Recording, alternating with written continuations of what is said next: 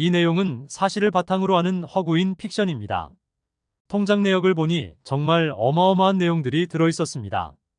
큰아들이 집에 들어오기 전 부모님이 쓰신 통장 내역들은 일반적인 상식으로 쓴 금액들이었습니다.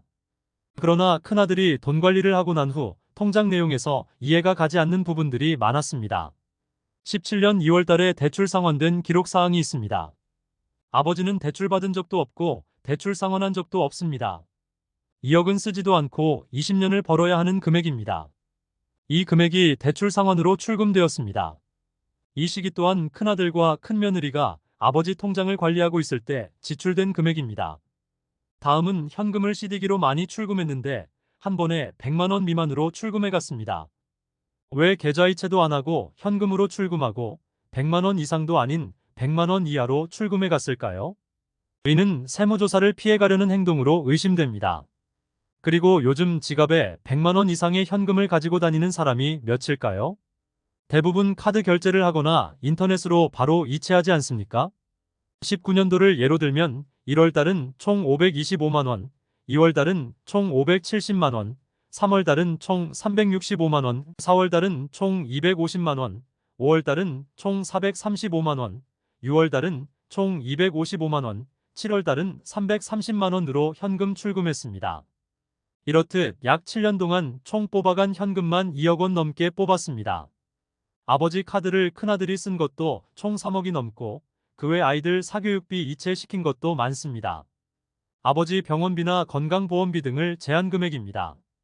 약 7년 동안 큰아들 가족에게만 한 달에 1,000만 원 이상을 쓴 것으로 파악됩니다. 일반 가정이 1,000만 원 이상 소비하는 가정은 대기업 사장님 수준 아니겠습니까?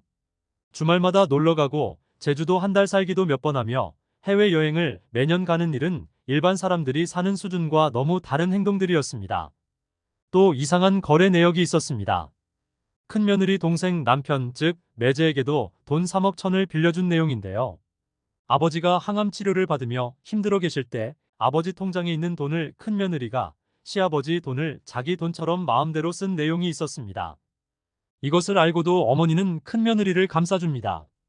어머니가 큰며느리를 대변하여 작은며느리에게 얘기하는 내용입니다. 그다음에 동생도 마음대로 몇 억씩이나 빌려주고. 동생은 빌려준 돈이 들어왔잖아. 아니 그러면 저도 제 마음대로 아버지 말 안 하고 저도 그냥 아버님 통장 마음대로 10억인가 뭐 몇십억 뽑아가지고 마음대로 빌려줬다가 그다 막 넣어도 되는 거 아니잖아요. 그래서 부리고. 네. 어머니와 큰며느리는 이렇게 현금으로 쓴 이유가 있다고 주장합니다. 형이 관리를 하잖아요. 그냥 관리만 했다 뿐이지 형아가 마음대로 쓰는 게 있냐 지금 돈이? 그거 주식한 거 그거 하나밖에 더 했냐? 다른 건 뭘 형아가 줬어? 엄마 그 현금 빼간 거 엄마 멀쩡 쓰는지 알고 계시죠? 현금 빼간 거 그거? 그래요. 응? 네. 저때 얘기했잖아 형아가.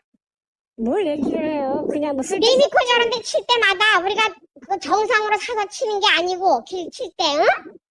여기 좀 바닥 공고래 치기 있으면 하기 전 저기 아스팔트 하기 전에 쓰면 공고래 쳤잖아. 네. 응? 쳤지? 네. 길. 네. 그거 칠 때 우리가 정상으로 사서 치는 게 아니라 네. 그 리미콘 그 리미콘 싣고 다니는 사람들이 다니다가 어디 공사판에다 쓰다가 남는 똥들을 받아서 친 거야 우리가 그거를. 응? 엄마, 응. 2016년도서부터요, 월별로 3,400만 원씩 빼가는 게, 이게 무슨 레미콘이에요.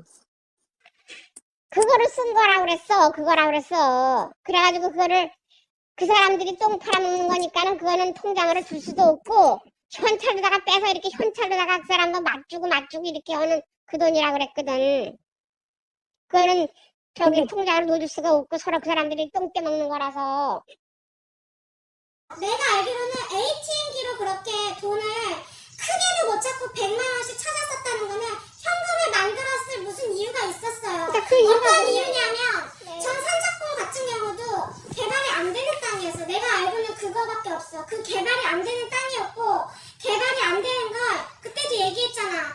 뒤로 빼돌려서 그거 블랙머니 같은 걸 주는 게 있었어. 그게 몇백만 원씩 주는 게 아니라 그거를 몇천만 원씩 단위로 이렇게 걔네들 해가지고 너네 이거 허가 풀어줘. 이런 뒷작업이 있었어. 그래서 그러면 내가 다 닥친 거야, 응? 조이야, 그만 그런 가정을 위해서 뭐 현금을 만들려고 그런 거지.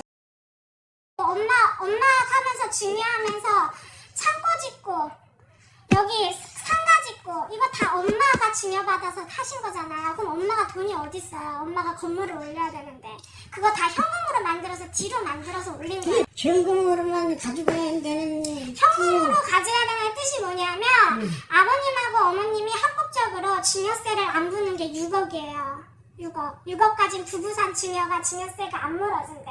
그럼 그 이상은 세금을 내야 되나 봐요.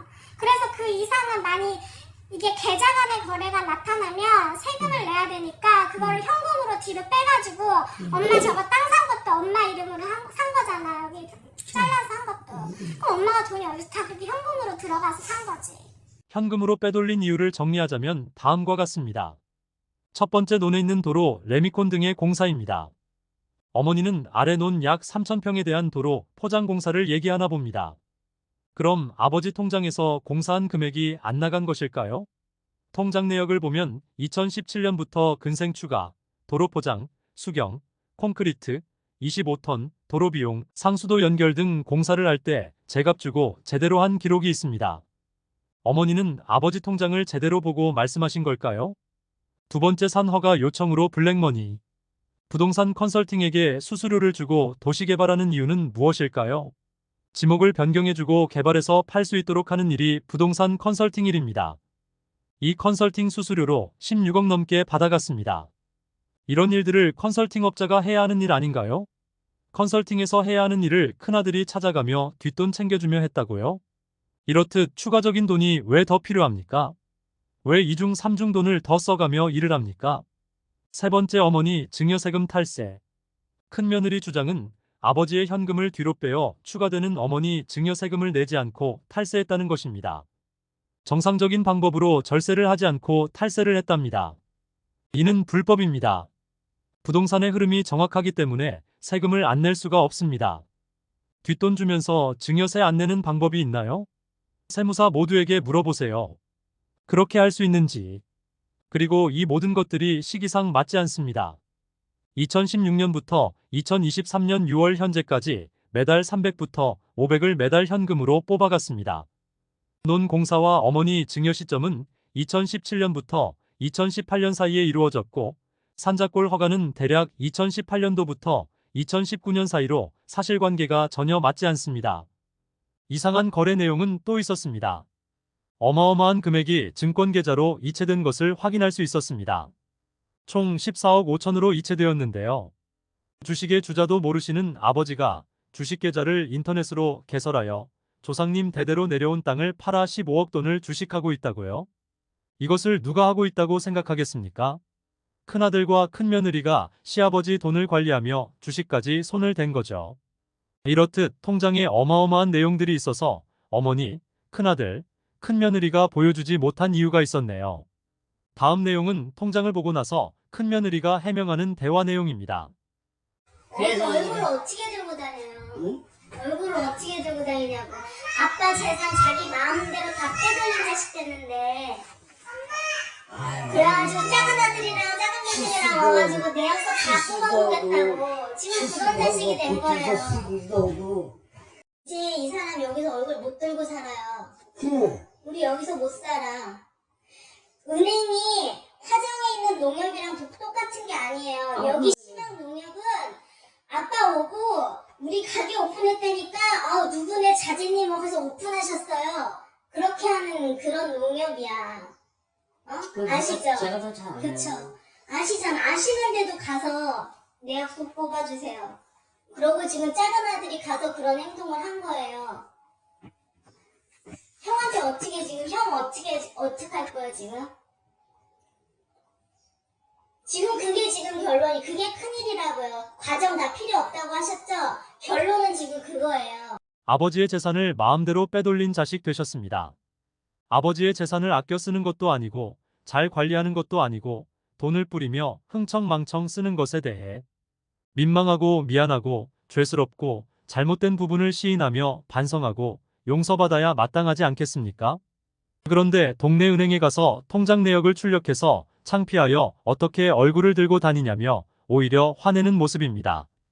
아버지가 아프셔서 큰아들과 큰며느리가 재산을 마음대로 쓰고도 당당합니다. 다음은 주식한 이유에 대한 큰며느리 대화 내용입니다. 잘못한 거 내가 변호하자면 그랬어. 근데 그거 가지고 처음에 내가 주식 공부를 하기 시작하니까 옆에서 이제 그런 거지. 나는 내가 그거 가지고 조금씩 이제 생활비를 벌어서 내가 하고 싶은 거 내가 하고 싶었던 거였어요. 그렇게 했었던 거고, 이 사람은 생활비를 받았는데 서방님하고 동서는 직장이 있었잖아. 계속 주 수입원이 있잖아요. 그러면서 떳떳하잖아. 얼마를 써도 빠듯하게 써서 아껴 써서 뭘 해가지고 애들하고 다 떳떳해. 근데 우리는 뭘 하든 떳떳하지가 못했단 말이야. 계속. 그러면서 지금 시작된 거야. 이 사람이 그렇게 하는 게. 단 한 번 뭐 하나 진짜 정말 미안하다고 사과하고 싶은 거는 그거밖에 없어. 아니, 그렇게 그러면 해가지고 그렇게 취업 활동을 열심히 구직 35줄이야. 구직을 못하는 이 거야. 사람들이 지금 네, 이 참석한 땅이고 사람들이. 여기고 지금 다 이게 개발을 돈 누가 하고 들어온 있어요? 거는 이것밖에 없어. 누가 하고 있어? 이 사람이 하고 있어요. 이 사람이 하는데 이 사람한테 수입이 잡히면 안 된다고.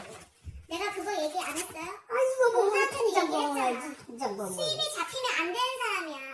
쿠팡에 내가 취직하라고 면접까지 예약을 해줬어. 아니, 하느라고 하라고. 그거는, 애미가, 투자 1억 한 거고, 14억 5천을 투자할 그렇게 때잖아. 해가지고 죄송해요. 그거는 정말 잘못한 거야. 정말. 4억이 빠져나갔는데, 그 시인해, 안 해? 시네요. 잘못했어요, 어머니. 근데 번 것도 있어. 벌어서 글쎄. 생활비를 썼어요. 거지 마라, 이제. 어? 안 해도 먹고 남아요. 어? 그거는 아버님 그거 돈을 왜 자꾸 쓸- 써서 쓰니까 그렇지, 우리가. 어? 아버님 돈을 자꾸 빼서 쓰니까 떳떳하지가 못한 거야. 너무 미안, 죄송하고. 참 그렇게 단순하게 생각해가지고 그게 사업이 되냐 그게? 그게 참 머리에 그 중간에 거리들이 얼마나 내가 이런 말 많은데 아는데 누구는 자식이 그렇다고 직장도 뭐 하고 하는데 다달이 얼마씩 준대요. 다달이 얼마씩. 그렇게. 지금 서방님네는 다달이 얼마씩 뭐 이렇게 지금 뭔가 수입이 부족하고 이제 애들 삐뚤고 학교에 저래 무작해서 삐뚤고 이렇게 하지만 그냥. 여태까지 계속 아버님 쫓아다니면서 뭐 하고 다 하고 농사일 누가 다 했어요? 다 했어요. 어? 근데 어머니나 아버님이나 뭐 해가지고 돈이라 조금 주신 적 있어요 우리한테? 그런 거 쟤 없어요. 앞으로 하지 마라. 일반적인 상식을 가지고 있는 사람이라면 큰며느리의 말과 행동의 앞뒤가 서로 맞지 않으며 자기 모순에 빠져 있고 자승자박하여 논리에 어긋나 있는 것을 알 수 있습니다. 큰며느리 주장은 다음과 같습니다. 큰아들은 수입이 있으면 안 된다. 직장이 없어서 생활비를 받아야 한다. 쿠팡에 취직하려고 했다. 생활비를 벌기 위해 아버지 땅판 돈으로 15억 주식을 하고 있다. 정말 누가 봐도 앞뒤 모순된 말입니다. 수입이 있으면 왜 안 될까요? 수입이 있으면 안 된다면서 쿠팡에 취직하려고 했다니요. 생활비가 없어서 아버지 돈으로 15억 주식을 하다니요.